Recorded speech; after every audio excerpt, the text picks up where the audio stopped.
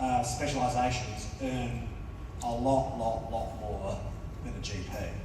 So senior consultants in the public health service, like we employ specialists, the public health system, they're getting paid, $700, $800, over $1 million a year.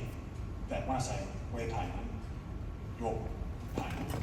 And they do amazing work. I'm totally fine with doctors getting paid good money. They're like, when you're the person on the bed, you want the best, right? So that's cool.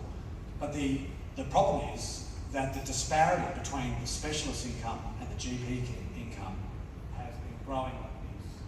And so it's a rational decision for a young graduate to choose to do that line of work rather than being a GP. And the reason why the GP wages haven't been going up is because the federal government they capped the increases to the GP co-payment to save money in the federal budget. So what that's meant in relative terms is that GP wages have gone down. Now we've got a shortage of GPs. Problem being, someone gets crook, can't go to the GP, oh well, I'll just get better. And then of course they get sicker, and when they get sicker, where do they go? Hospital.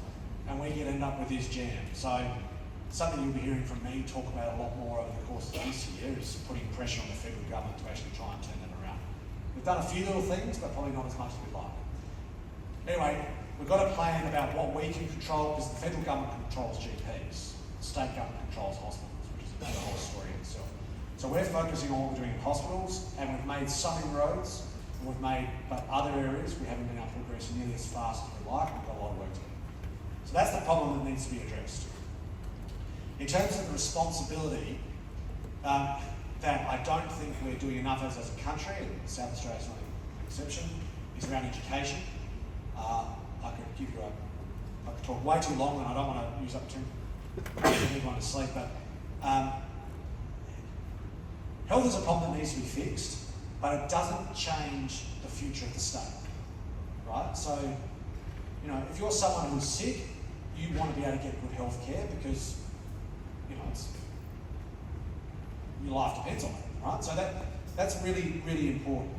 But education has the power to actually change the future of the state, because for a state like South Australia in particular, where we're not blessed with the huge volume of natural resources like Queensland and Western Australia, it has always been true in South Australia that our most powerful capital is our people.